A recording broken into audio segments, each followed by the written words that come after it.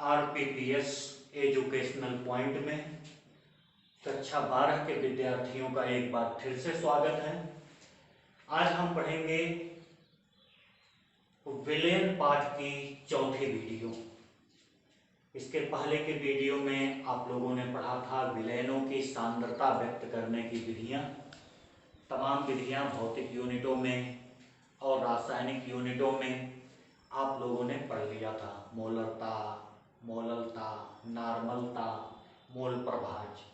आज हम विलयनों के अणुसंख्य गुणधर्म के बारे में पढ़ेंगे। विलयनों के अणुसंख्य गुणधर्म।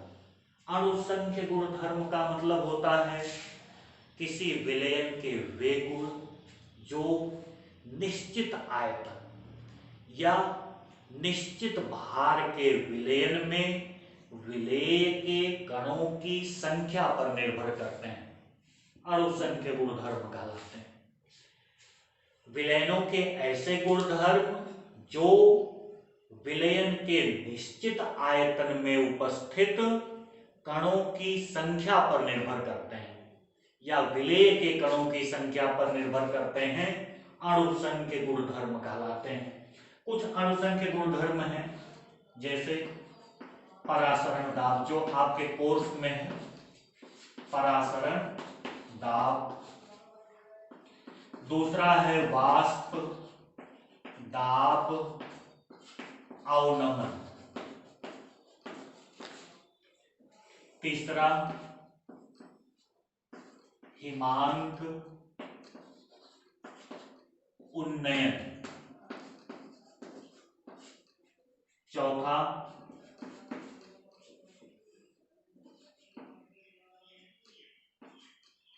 हिमांक अवनमन। हिमांक अवनमन, क्वथनांक उन्नयन। ये सब कुछ विलयनों के अणुसंख्य गुणधर्म हैं। और भी हो सकते हैं, लेकिन इतना मुख्य रूप से है, इनके बारे में आपको पढ़ना है। एक होता है गिब्स मुक्त ऊर्जा परिवर्तन, ये भी विलयन के अणुसंख्य गुणधर्म के अंतर्गत आता है। अणुसंख्य का मतलब जो विलयन में विलेय के कणों की संख्या पर निर्भर करें। और ये गुण कौन कौन से हैं? परासरण दाब, वाष्प दाब अवनमन, हिमांक अवनमन, क्वथनांक उन्नयन, ये सब अणुसंख्य गुणधर्म है। अब हम बताते हैं आप लोगों को परासरण दाब क्या है।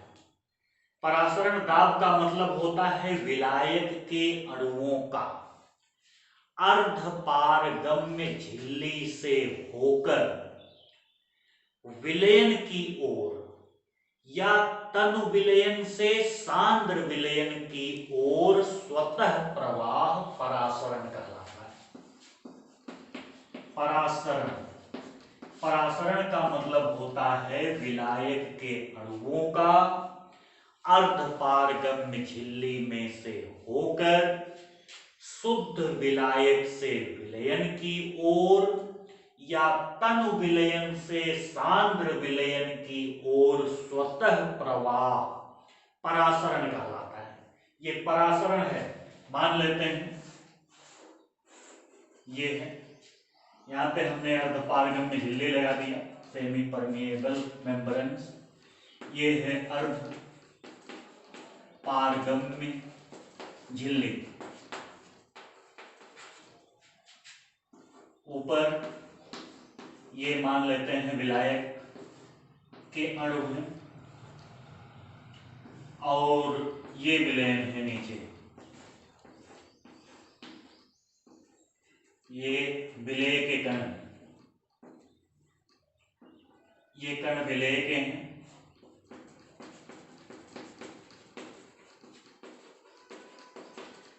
और ये विलायक के कण, विलायक के कण। अब विलायक को अर्धपारगम्य झिल्ली द्वारा विलयन से पृथक कर दिया गया है, तो यहां देखिए विलायक के कण धीरे धीरे करके विलयन में आएंगे। विलायक के कण अर्धपारगम्य झिल्ली में से होकर विलयन में आएंगे और यही क्रिया कहलाती है परासरण। यानी परासरण की क्रिया के लिए अर्धपारगम्य झिल्ली का होना आवश्यक है। परासरण की क्रिया के लिए अर्धपारगम्य झिल्ली का होना आवश्यक है। अब बात करते हैं अर्धपारगम्य झिल्ली क्या है। अर्धपारगम्य झिल्ली यानी सेमी परमिएबल मेम्ब्रेन्स, ऐसी झिल्लियां जो अपने में से होकर विलायक के कणों को आर पार जाने देती हैं, लेकिन विलेय के कणों को आर पार नहीं जाने देती, अर्धपारगम्य झिल्ली कहलाती है। ऐसी झिल्लियां जो अपने में से होकर विलायक के कणों को तो आर पार जाने देती हैं, लेकिन विलेय के कणों को आर पार नहीं जाने देती, अर्धपारगम्य झिल्लियां कहलाती हैं। ये दो प्रकार की होती हैं। एक प्राकृतिक झिल्ली जो जंतु झिल्लियां होती, जैसे बकरे का आशय, कोसा झिल्ली, अंडे की झिल्ली, ये सब जंतु झिल्ली है। या कॉपर फेरोसाइनाइड की जो झिल्ली होती है वो एक आदर्श अर्धपारगम्य झिल्ली होती है। जंतु झिल्लियां वास्तव में पूर्ण अर्धपारगम्य नहीं होती, जबकि जो कृत्रिम झिल्लियां होती हैं जैसे कॉपर फेरोसाइनाइड की झिल्ली, ये पूरी तरह से अर्धपारगम्य होती है, अर्थात उसमें से विलेय के कण नहीं जाने पाते, जबकि विलायक के कण आर पार चले जाते हैं। जैसे आपने देखा होगा अंगूर को यदि चीनी के सांद्र विलयन में डाल दें, अंगूर को चीनी के सांद्र विलयन में डाल दें तो वह पिचक जाता है। इसका कारण यह है कि अंगूर की सतह पर अर्धपारगम्य कोसा झिल्ली होती है। उस झिल्ली से, क्योंकि अंगूर के अंदर का जो विलयन है वो तनु है और चीनी का विलयन सांद्र है, तो विलायक का प्रवाह सांद्र विलयन की ओर होता है, जिससे अंगूर पिचक जाता है। और फिर आप किशमिश देखे होंगे, किशमिश को हम पानी में डाल दें तो वो फूल जाती है। क्यों फूल जाती है? वहां पर भी अर्धपारगम्य झिल्ली होती है, उसकी कोशिका पर ऊपर। यहाँ किशमिश के अंदर का जो विलयन है वो सांद्र विलयन यानी गाढ़ा होता है, और पानी में हम जिसमें डाले हैं वो तन है, तो विलायक का प्रवाह सांद्र विलयन की ओर होने के कारण किशमिश फूल जाती है। तो ये सब परासरण के उदाहरण हैं। और अर्धपारगम्य झिल्ली आप समझ गए होंगे कौन सी होती है, जो विलायक के कण को आर पार जाने दे परंतु विलयन के कणों को आर पार ना जाने दे, वो अर्धपारगम्य झिल्ली होती है। एक चीज आती है विसरण। विसरण और परासरण दोनों दो चीजें हैं। विसरण का मतलब निश्चित स्थान में फैल जाना। इसके लिए किसी अर्धपारगम्य झिल्ली की आवश्यकता नहीं होती। विसरण के लिए अर्धपारगम्य, जैसे हम पानी ले लें और उसमें रंग का एक छोटा सा टुकड़ा डालें, तो आप जैसे ही थोड़ी देर में देखेंगे रंग ऊपर फैलता हुआ जा रहा है और पूरा पात्र एक समान रूप से रंगीन हो गया। तो यहाँ पर विसरण की क्रिया हुई। जबकि परासरण की क्रिया में अर्धपारगम्य झिल्ली का होना आवश्यक है। इसमें केवल विलायक के कण इधर उधर जाते हैं, अर्धपारगम्य झिल्ली से तन विलयन से सांद्र विलयन की ओर जाते हैं। जबकि विसरण में विलेय का प्रवाह सभी दिशाओं में, यहाँ सांद्र विलयन से तन विलयन की ओर होता है। तो ये परासरण और विसरण का अनुप्रयोग है। अब हम पढ़ेंगे परासरण दाब क्या है, ऑस्मोटिक प्रेशर। हमने जान लिया कि परासरण क्या है। परासरण का मतलब अर्धपारगम्य झिल्ली द्वारा तन विलयन से सांद्र विलयन की ओर विलायक का प्रवाह परासरण कहलाता है। अब परासरण दाब यानी परासरण के कारण विलयन कुछ दाब उत्पन्न करता है, जिसे हम परासरण दाब कहते हैं। विलयन को अर्धपारगम्य झिल्ली द्वारा विलायक से पृथक करने पर परासरण के कारण उत्पन्न द्रव स्थैतिक दाब विलयन का परासरण दाब कहलाता है। विलयन को अर्धपारगम्य झिल्ली द्वारा पृथक करने पर परासरण के कारण उत्पन्न द्रव स्थैतिक दाब विलयन का परासरण दाब कहलाता है। परासरण दाब को P या पाई से प्रदर्शित करते हैं। अब बात आती है उत्क्रम परासरण यानी रिवर्स ऑस्मोसिस। उत्क्रम का मतलब परासरण की क्रिया को उल्टा कर दिया जाए। परासरण में क्या होता है? तनु विलायक का प्रवाह तनु विलयन से सांद्र विलयन की ओर होता है, ये परासरण में होता है। लेकिन उत्क्रम या व्युत्क्रम परासरण में ये होता है कि विलयन के परासरण दाब से अधिक दाब पर विलयन पर जब प्रयुक्त करते हैं तो परासरण की क्रिया उत्क्रमित हो जाती है। विलयन के परासरण दाब से अधिक दाब विलयन पर प्रयुक्त करने पर परासरण की क्रिया उत्क्रमित हो जाती है। इसे व्युत्क्रम या उत्क्रम परासरण कहते हैं। इसका उपयोग समुद्री जल से नमक यानी नमक के लवणन में किया जाता है। इसमें सांद्र विलयन से तनु विलयन की ओर विलायक का प्रवाह होने लगता है। व्युत्क्रम या उत्क्रम परासरण में विलायक का प्रवाह उल्टा होता है, यानी सांद्र विलयन से तनु विलयन की ओर।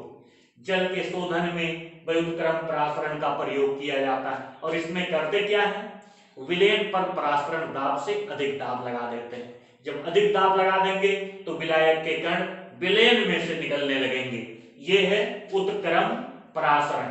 इसके बाद आता है समपरासरी विलयन।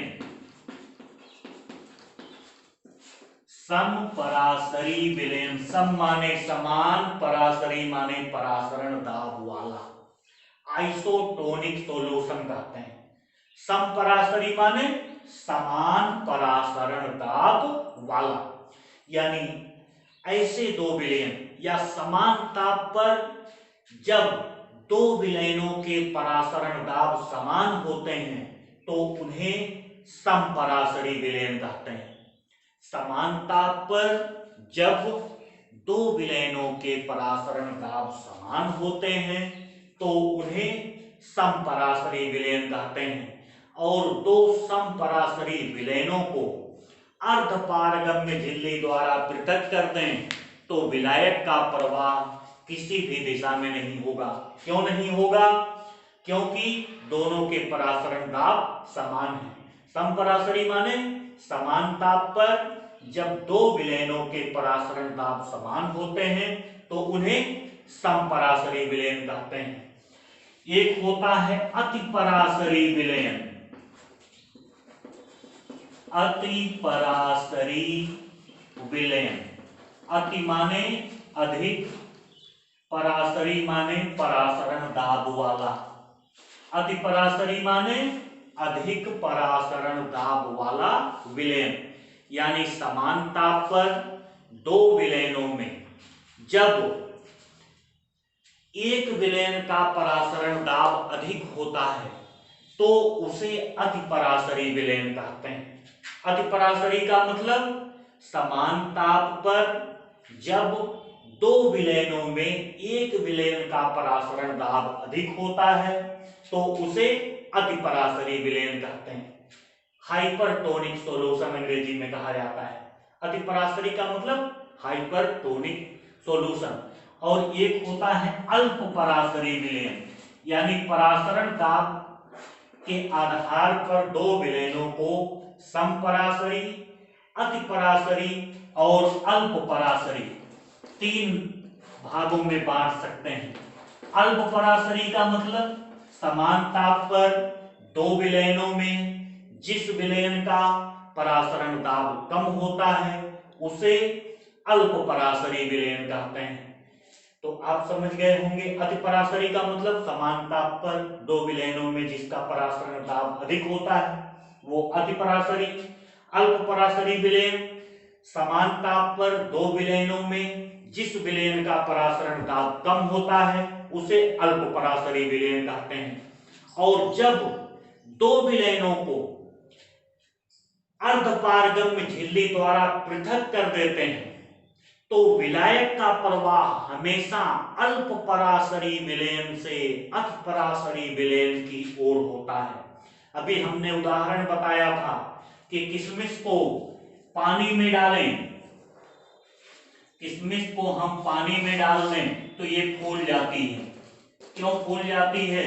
क्योंकि पानी का जो विलयन है वो अल्प पराशरी है, किशमिश का विलयन अति पराशरी है, तो विलायक का प्रवाह अल्प पराशरी से अति पराशरी की ओर हुआ और किशमिश फूल गई। इसी तरह अंगूर को जब चीनी के सांद्र विलयन में डाले तो अंगूर पिचक गया। क्यों पिचका?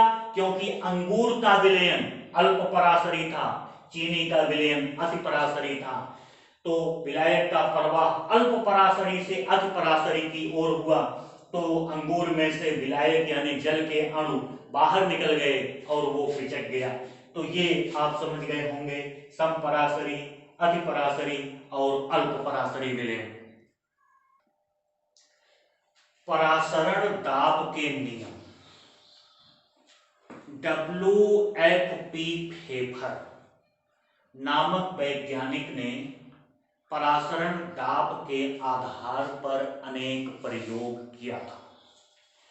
उन्हीं के प्रयोगों के निष्कर्षों के आधार पर J.H. वांट हाफ ने ज्ञात किया कि गैसों और वैद्युत अनअपघट्यों के तन विलयनों में समानता होती है।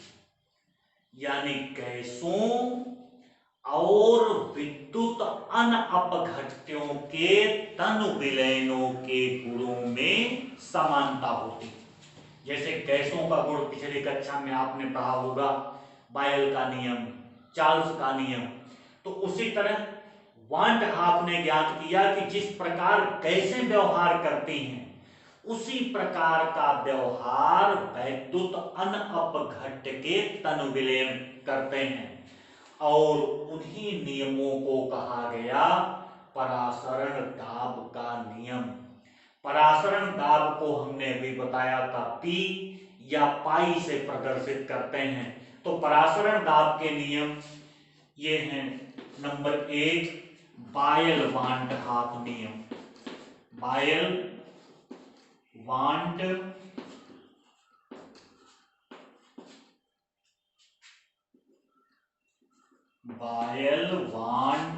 हाफ नियम।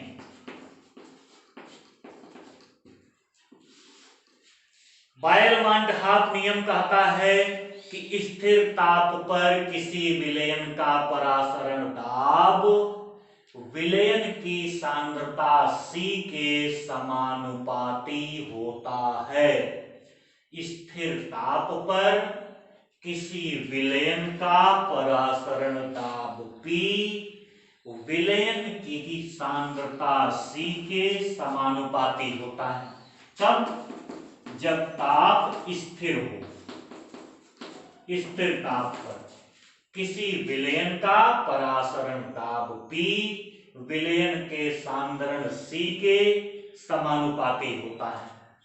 अर्थात P इक्वल टू KC, जहां K बराबर नियतांक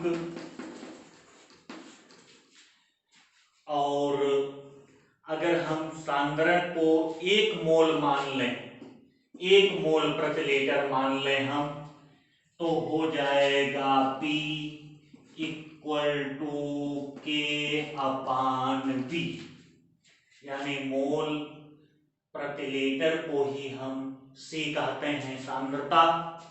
अब v को इधर लाएंगे तो होगा PV इक्वल टू K, यानी P1V1 इक्वल टू P2V2। ये है बायल-वांट-हाफ नियम। यहाँ हो जाएगा C इक्वल टू होता है N/V। यदि N इक्वल टू 1 तो C इक्वल टू 1/V। इसी तरह से ये हुआ P इक्वल टू K/V तो PV इक्वल टू K। ये है बायल-वांट-हाफ नियम। स्थिर ताप पर किसी विलयन का परासरण दाब P उसके सांद्रण C के समानुपाती होता है। दूसरा नियम है चार्ल्स वांट हाफ नियम। चार्ल्स वांट हाफ नियम उसी तरह का नियम जैसा चार्ल्स ने दिया था गैसों के लिए, सेम वही नियम ये भी है। इस नियम के अनुसार स्थिर सांद्रता पर किसी विलयन का परासरण दाब विलयन के परम ताप T के समानुपाती होता है। स्थिर सांद्रता पर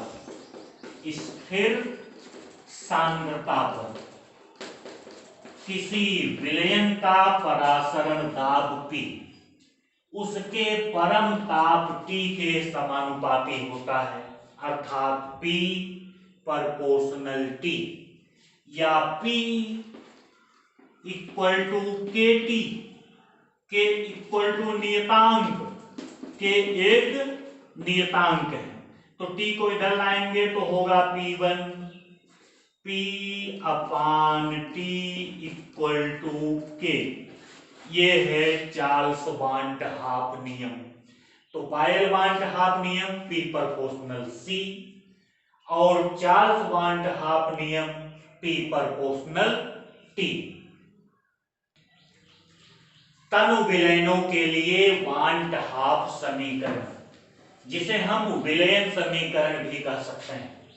तनु विलयनों के लिए वांट हाफ समीकरण। तो वांट हाफ समीकरण का मतलब ये है कि बायल-वांट-हाफ का नियम और चार्ल्स वांट हाफ का नियम दोनों को संयुक्त कर देने पर विलयन समीकरण प्राप्त होता है। बायल-वांट-हाफ नियम और चार्ल्स वांट हाफ नियम को संयुक्त कर देने पर विलयन समीकरण प्राप्त होता है, जिसे वांट हाफ समीकरण कहते हैं। ये तनु विलयनों के लिए होता है। तो बायल-वांट हाफ नियम क्या है?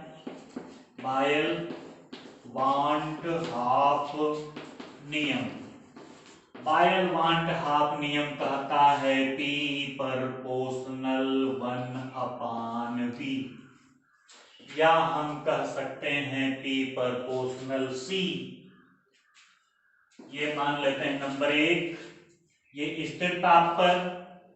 फिर चार्ल्स वांट हाफ नियम, ये स्थिर सांद्रता पर होता है P प्रोपोर्शनल T।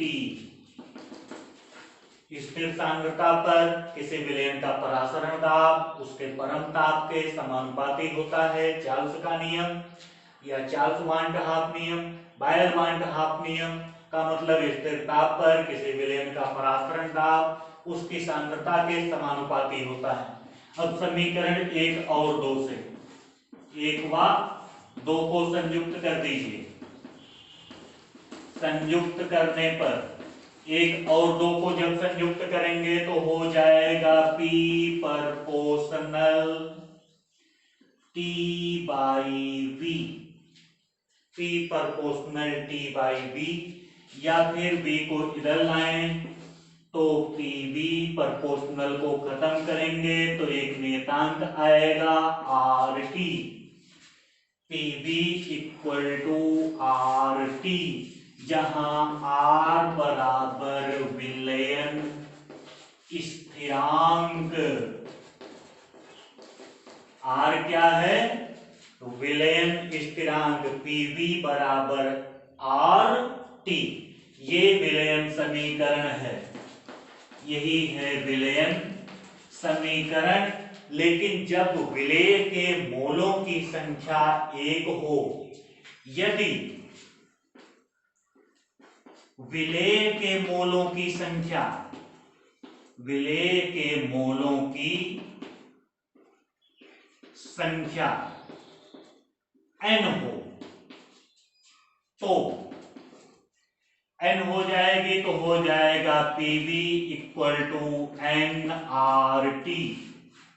ये है, ये भी 1/2 समीकरण है।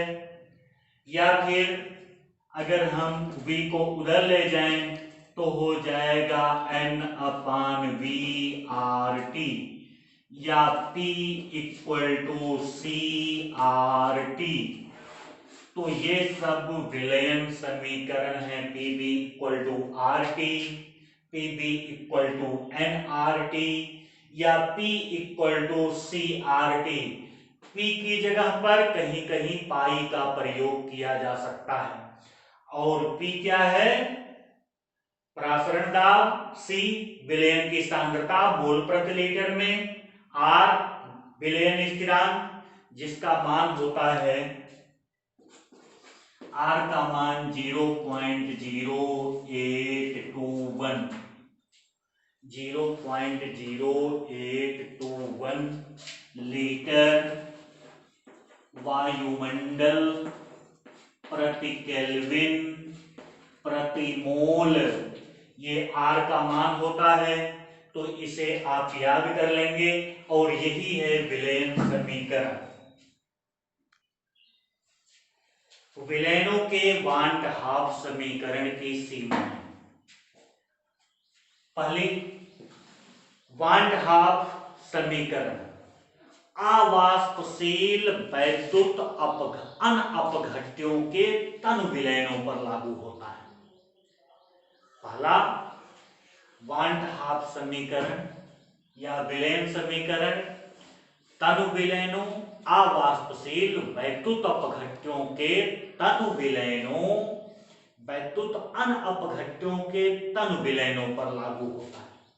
नंबर 2 1/2 समीकरण वैद्युत अपघट्यों के विलयनों पर लागू नहीं होता, क्योंकि वे विलयन में वियोजित हो जाते हैं, जिससे कणों की संख्या बढ़ जाती है और परासरण दाब अणुसंख्य गुणधर्म है। अगला, जो पदार्थ विलयन में संगुणित होते हैं, संगुणित होने का मतलब जुड़ जाना, उन पर भी 1/2 समीकरण लागू नहीं होता। जो पदार्थ विलयन में संगुणित हो जाते हैं उन पर भी 1/2 समीकरण लागू नहीं होता। और वाष्पशील पदार्थों के विलयन या फिर सांद्र विलयनों पर 1/2 समीकरण लागू नहीं होता। तो इसकी सीमा क्या है? सबसे पहले तो ये अवाष्पशील वैद्युत अनअपघट्यों के तन विलयनों पर लागू होगा।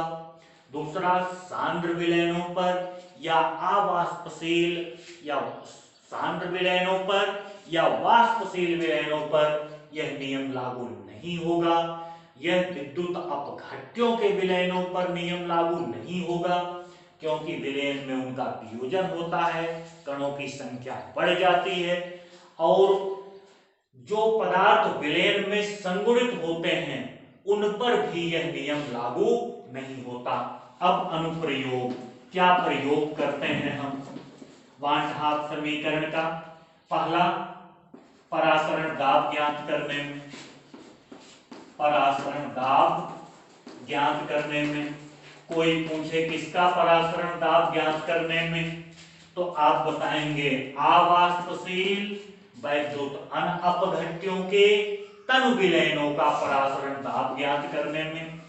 नंबर 2, विलेय, विलेय का मतलब वही अवाष्पशील वैद्युत अनअपघट्य, विलेय का अणुभार ज्ञात करने में, अणुभार ज्ञात करने में। अब अणुभार कैसे ज्ञात करेंगे? अभी आपने पढ़ा था Pv बराबर होता है nRT, ये है वान डे हाफ समीकरण। आपने पढ़ा होगा N इक्वल टू W/m यानी पदार्थ का भार बटा अणुभार। तो Pv बराबर हो जाएगा W/m RT, जहां m अणुभार है, m बराबर अणुभार, और इससे हम अवाष्पशील वैद्युत अनअपघट्य का अणुभार ज्ञात कर सकते हैं। अब एक प्रश्न देखते हैं। 27 अंश सेल्सियस पर यूरिया के m/10 विलयन का परासरण ताप ज्ञात कीजिए। R बराबर दिया गया है 0.082 लीटर वायुमंडल प्रति केल्विन प्रति मोल। तो सबसे पहले आपको एक सूत्र मालूम होगा, आपने पढ़ा है P इक्वल टू CRT, ये है परासरण दाब का। अब हमको दिया क्या गया है? दिया गया है सबसे पहले T इक्वल टू 27 अंश सेल्सियस। चूंकि ये परम ताप होता है तो इसे केल्विन में बदलेंगे, इसमें 273 जोड़ देंगे। 273 जोड़ेंगे तो ये हो जाएगा 300 केल्विन। ताप हो गया। सांद्रता दी गई है C बराबर मोलरता के रूप में 1/10, ये सांद्रता है। R का मान हमको मालूम है 0.0821 लीटर वायुमंडल प्रति केल्विन प्रति मोल, ये मालूम है। अब हम इन मानों को इस सूत्र में रख देंगे और परासरण दाब P आ जाएगा।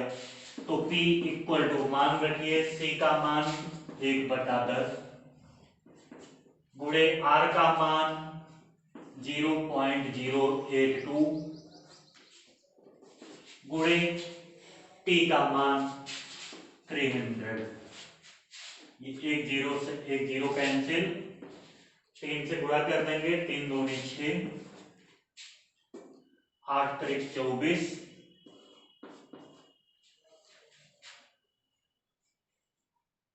और दशमलव हम लगाएंगे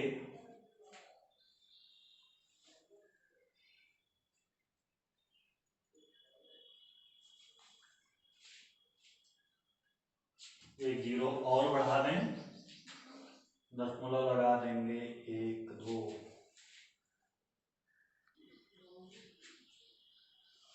ये हो गया 2.46 वायुमंडल।